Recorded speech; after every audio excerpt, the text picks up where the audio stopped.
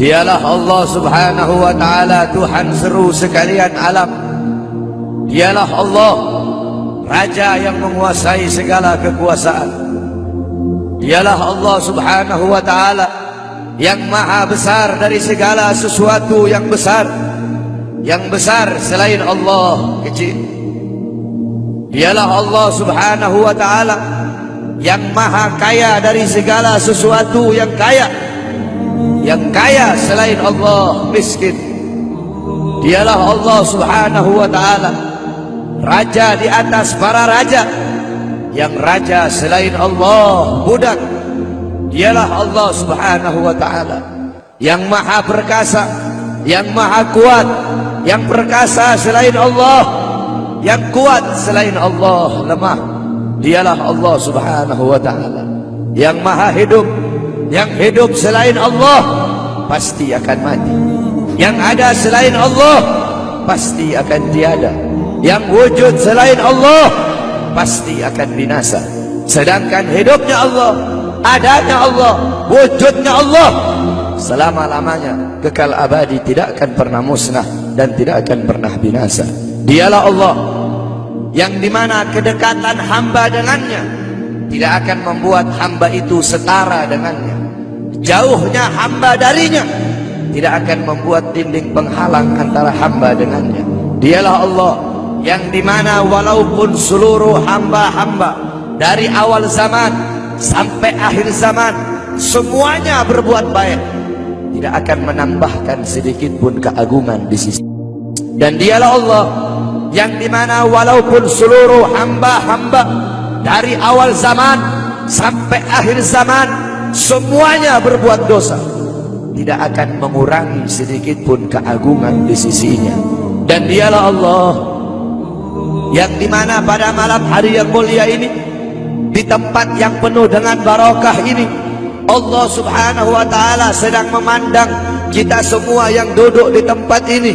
Allah pandang dengan pandangan rahmat, Allah pandang dengan pandangan kasih sayang, Allah pandang dengan pandangan maghfirah, Allah pandang dengan pandangan pengampunan.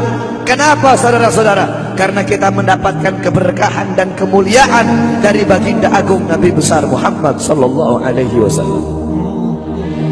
Allah subhanahu wa ta'ala mengampuni dosa-dosamu yang telah lalu, mulai dari langkahan kaki kalian dari rumah kalian menuju ke tempat ini.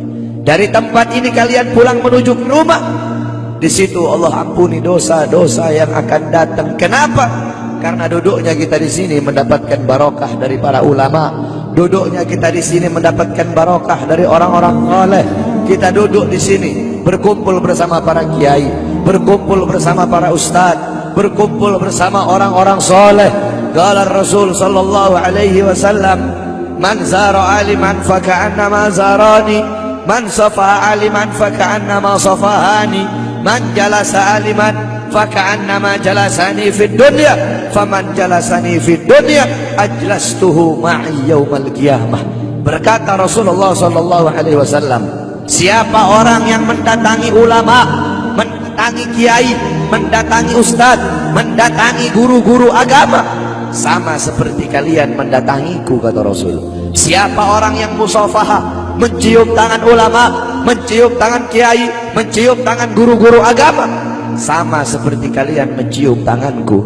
Dan siapa orang yang di dunia duduk berkumpul bersama ulama, duduk berkumpul bersama orang-orang soleh, duduk berkumpul bersama para kiai, sama seperti kalian duduk denganku di dunia. Dan siapa orang yang duduk denganku di dunia, kelak di yaumil qiyamah akan aku dudukkan dia bersamaku.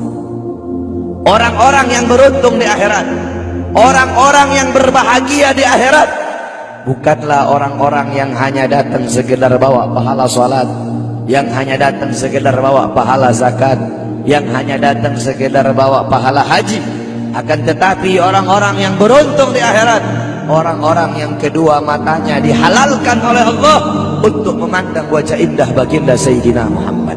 Saudara-saudara, kelak di akhirat, kalau kedua mata kita tidak bisa memandang wajah Nabi, kalau kedua mata kita Allah haramkan untuk memandang wajahnya Nabi, kita menjadi orang-orang yang celaka, kita menjadi orang-orang yang rugi kalau nanti tidak bisa memandang wajahnya Nabi Muhammad. Para sahabat-sahabat yang mulia, beliau ingin masuk surga. Tujuannya itu bukan istana yang temboknya terbuat dari emas putih, bukan istana yang tanahnya terbuat dari kasturi, bukan bidadari, bukan telaga Al-Kautsar, bukan telaga Al-Haud. Tujuan para sahabat masuk surga, tujuan para sahabat masuk surga satu, berkumpul dengan Nabi Muhammad SAW. Andaikan di surga tidak ada Nabi, para sahabat tidak ingin masuk surga, saudara-saudara. Sayyidina Ja'far bin Abi Thalib, Ja'far At-Tuyur yang berterbangan di surga. Sayyidina Ja'far bin Abi Thalib, ketika beliau mati syahid, kedua tangannya terputus, Allah gantikan dengan sayap, sehingga Ja'far, ruhnya beliau menghadap Allah Subhanahu wa taala. Ketika ruhnya beliau mau sampai ketika roh beliau mau sampai di hadapan Allah, tiba-tiba terbayang dari kedua matanya beliau pandangan kepada wajah baginda Nabi besar Muhammad sallallahu alaihi wasallam. Terbayang akan wajah Nabi Muhammad, sehingga beliau bermohon kepada Allah, ya Allah, izinkan aku kembali ke dunia untuk memandang wajah indah baginda Nabi besar Muhammad sallallahu alaihi wasallam. Sayyidina Abu Bakar As-Siddiq radhiyallahu anhu, ketika beliau sedang berkumpul bersama Nabi Muhammad berkata, wahai Abu Bakar, apakah engkau sudah makan? Kata Sayyidina Abu Bakar, aku belum makan ya Rasulullah. Pulanglah engkau pergi makan dulu. Pulang Sayyidina Abu Bakar As-Siddiq. Ketika Sayyidina Abu Bakar As-Siddiq pulang, tidak lama kemudian datang lagi. Kata Rasul, wahai Abu Bakar, aku tidak pernah melihat orang makan secepat itu. Kok cepat banget engkau makan? Apa kata Sayyidina Abu Bakar, ya Rasulullah, ketika aku akan memakan makanan itu ya Rasulullah, tiba-tiba teringat wajahmu ya Rasulullah, makanya aku tinggalkan makanan itu dan aku kembali ke sini lebih memilih untuk memandang wajah indahmu ya Rasulullah.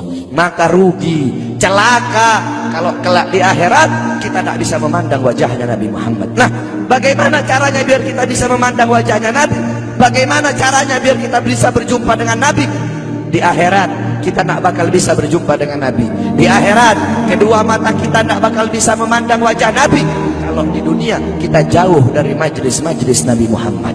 Kenapa? Karena kadar kedekatan kita dengan Nabi kelak di akhirat, jarak jauh atau dekatnya kita dengan Nabi nanti di akhirat, itu menurut kadar kedekatan kita di dunia dari majelis-majelis seperti ini. Jaraknya kita dengan Nabi nanti di akhirat itu menurut jarak jauh atau dekatnya kita di dunia dengan majelis-majelis seperti ini. Kalau di dunia kita dekat dengan majelis-majelis ilmu, dekat dengan majelis zikir, dekat dengan para pewarisnya Nabi, dekat dengan penyambung lidahnya Nabi, dekat dengan para ulama, dekat dengan orang-orang soleh, maka kelak di akhirat Allah pun akan kumpulkan kita bersama Nabi Muhammad. Kenapa? Karena majelis seperti ini, perkumpulan seperti ini warisan Nabi Muhammad. Nabi Muhammad tidak mewarisi harta, tidak mewarisi pangkat, tidak mewarisi jabatan, tidak mewarisi emas, tidak mewarisi permata, tidak mewarisi kekuasaan, tidak mewarisi dirham, tidak mewarisi rupiah. Warisannya Nabi ilmu, amal, akhlak, wara, khauf, ikhlas, sabar, takwa, istiqamah, ibadah, zuhud, qanaah. Ini warisan Nabi Muhammad. Sehingga kita duduk di sini untuk menerima warisannya Nabi. Abu Hurairah radhiyallahu anhu, beliau pergi ke pasar. Beliau berkata, wahai orang-orang pasar, di masjid sedang dibagi-bagikan warisannya Nabi. Yang berdagang menutup dagangannya, yang berbisnis menghentikan bisnisnya, mereka pergi ke masjid. Ketika mereka sampai ke masjid, mereka bilang, wahai Abu Hurairah, mana katanya sedang dibagi-bagikan warisannya Nabi? Di sini cuma ada halago-halago ilmu, cuma ada perkumpulan-perkumpulan ilmu. Apa kata Abu Hurairah? Perkumpulan ilmu, majelis ilmu, itulah warisan Nabi Muhammad. Kita duduk di sini menerima warisannya Nabi. Maka warisan mana yang lebih mulia selain daripada warisan Nabi Muhammad? Warisan mana yang lebih agung selain daripada warisan Nabi Muhammad? Warisan mana yang lebih berharga selain daripada warisan Nabi Muhammad? Warisan mana yang lebih bermanfaat selain daripada warisan Nabi Muhammad? Oleh karena itu bersyukur kita kepada Allah, karena Allah jadikan kita hamba-hamba yang duduk di majelis ilmu. Berapa banyak hamba-hamba di luar sana yang belum Allah berikan petunjuk? Berapa banyak hamba-hamba di luar sana hatinya belum Allah gerakkan untuk duduk di majelis-majelis seperti ini? Qala Rasul, ad-dunya mal'un, mal'unu ma fiha, illa dzikrullah wa ma wala wa aliman aw muta'alliman. Dunia ini terkutuk, dunia ini hina, dunia ini bejat, dunia ini biadab, wa ma fiha, dan hal-hal yang ada di dalamnya. Illa dzikrullah, kecuali orang-orang yang mengingat Allah, orang-orang yang berzikir kepada Allah, yang hatinya berhubungan dengan Allah, yang hatinya bersambung kepada Allah, yang hatinya mencintai Allah, yang hatinya takut kepada Allah, yang mengalirkan air matanya karena takut kepada Allah, yang lidahnya basah dengan Al-Quran, dengan zikir, dengan tahlil, dengan tahmid, dengan tasbih, dengan takbir, dengan tamjid, dengan sholawat. Orang-orang yang taat kepada Allah, yang patuh kepada Allah, yang tunduk kepada Allah, yang bertakwa kepada Allah, yang menghambakan dirinya kepada Allah, orang-orang yang tidak menyembah selain Allah, orang-orang yang lupa kepada selain Allah, orang-orang yang di saat hamba-hamba yang lain sedang terlelap dalam tidurnya, mereka bangun, mereka bersujud, bertekuk lutut memohon kepada Allah Subhanahu wa taala. Orang-orang yang menghidupkan malam-malamnya untuk beribadah kepada Allah. Wa aliman, orang-orang yang alim, orang-orang yang soleh, para kiai, para ustadz, para guru-guru agama. Wa muta'alliman, para penuntut ilmu yang suka duduk di majelis ilmu, di pesantren, di masjid, di musalla untuk menuntut ilmunya Allah. Cuma ini golongan yang mulia di muka buminya Allah. Selain daripada itu, yang sibuk dengan urusan dunia, yang sibuk dengan urusan harta, yang sibuk dengan urusan bisnis, yang sibuk dengan urusan pangkat, yang sibuk dengan urusan jabatan, siapapun, saya kek, kiai kek, habib kek, ustadz kek, lurah kek, camat kek, bupati kek, wali kota kek, gubernur kek, menteri kek, presiden kek, siapapun yang sibuk dengan urusan dunia sehingga lalai, sehingga lupa, sehingga ghafil, sehingga lupa kepada Allah, sehingga lalai dari kewajiban, maka termasuk dalam mal'un yang dikatakan oleh baginda Nabi besar Muhammad sallallahu alaihi wasallam. Oleh karena itu bersyukur kita kepada Allah. Ini nikmat yang luar biasa, ini nikmat yang agung. Allah kumpulkan kita bersama ulama, kedua mata kita memandang wajah para ulama, kedua mata kita memandang wajah ulama. Ini suatu anugerah yang luar biasa, saudara-saudara. Di zamannya Syekh Abu Yazid Al-Bustami, ketika itu sedang ditimpa musim kemarau, orang-orang kampung berkumpul, mereka sholat istisqa, mereka sholat minta hujan. Berkali-kali mereka sholat, tapi nggak turun-turun hujan. Akhirnya datang seorang anak muda. Anak muda itu mengangkat tangan dan berkata, Ya Rabb, bihaqqi ma fi ra'si inzil matar. Ya Allah, demi hak yang ada di dalam kepalaku, turunkan hujan. Tiba-tiba turun hujan. Orang-orang kampung menghampiri anak muda tersebut dan berkata, wahai anak muda, kami berkali-kali sholat minta hujan, tapi nggak turun-turun hujan.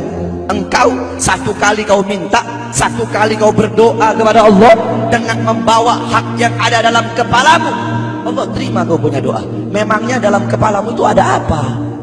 Anak muda tersebut berkata, di dalam kepalaku ada kedua bola mata, yang dimana kedua bola mata ini pernah aku gunakan untuk memandang wajahnya Syekh Abu Yazid Al-Bustami. Berkat kedua mata, sebab kedua mata yang pernah memandang wajah beliau, sebab kedua mata yang pernah memandang wajah orang soleh, maka aku bawa kedua mata ini menghadap Allah dengan harapan agar Allah menerima doaku dan Allah pun menerima doaku. Itu kedua mata yang memandang wajah orang soleh. Maka bagaimana kalau kita duduk berkumpul bersama ulama?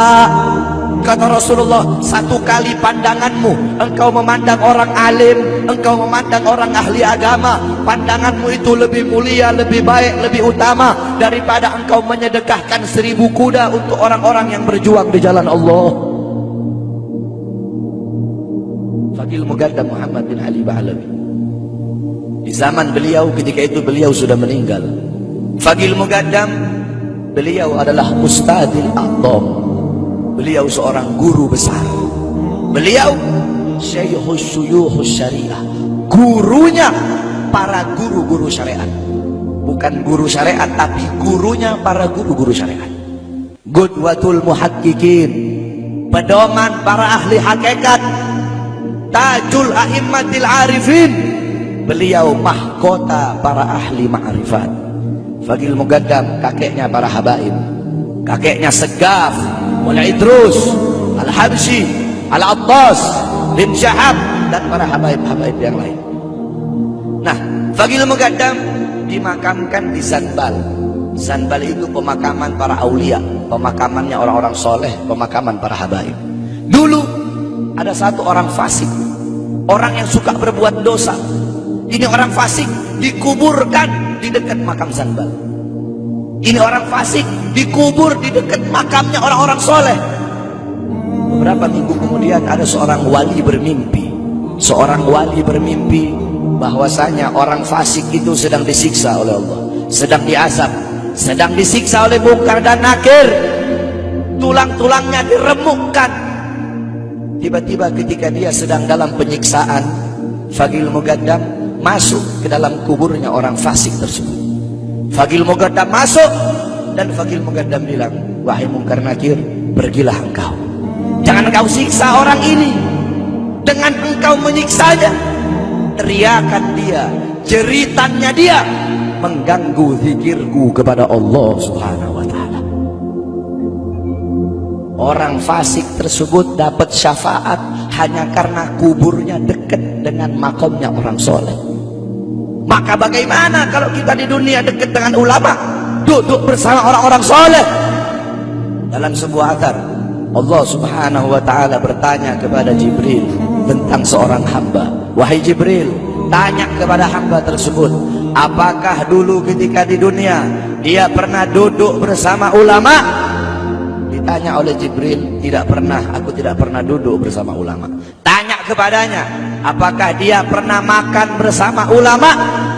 Ditanya, dia bilang tidak pernah makan bersama ulama. Tanya kepadanya, apakah garis keturunannya ada yang bersambung kepada ulama? Ditanya, ternyata tidak ada. Apakah dia cinta ulama, kenal ulama? Tidak. Kata Allah, masukkan orang ini ke surga. Jibril berkata, kenapa kau masukkan ke surga? Dia tidak pernah duduk bersama ulama, tidak pernah makan bersama ulama, orang alim bukan. Kata Allah, karena dia mencintai seseorang, yang dimana seseorang yang dia cintai cinta kepada ulama. Orang itu tidak langsung cinta ulama, tidak, tapi dia mencintai seseorang. Seseorang yang dia cintai itu cinta kepada ulama. Lihat, begitu luar biasanya mencintai para ulama. Karena beliau-beliau para ulama, orang-orang soleh, mereka orang-orang yang merindukan Allah dan Allah merindukannya. Mereka orang-orang yang mengutamakan Allah di atas segala-galanya, sehingga Allah mengutamakan mereka di atas segala-galanya. Mereka, para ulama, orang-orang soleh, orang-orang yang banyak menangis karena takut kepada Allah. Dengan sebab-sebab mereka, dengan keberadaan beliau-beliau, hujan masih turun dari langit. Dengan sebab beliau-beliau, orang-orang yang takut, yang banyak menangis, karena beliau-beliau, bumi masih menumbuhkan tumbuh-tumbuhan untuk kita. Andaikan tidak ada beliau-beliau, tidak ada para ulama, tidak ada orang-orang soleh, tidak ada para salafun soleh, tidak ada para solihin, tidak ada para waliullah, tidak ada orang-orang yang takut kepada Allah, langit tidak mau menurunkan hujan untuk kita, saudara-saudara. Oleh karena itu bersyukur kita kepada Allah. Allah kumpulkan kita bersama para ulama, Allah kumpulkan kita bersama orang-orang soleh. Ini kemuliaan yang Allah berikan kepada kita sebagai umat Nabi Muhammad.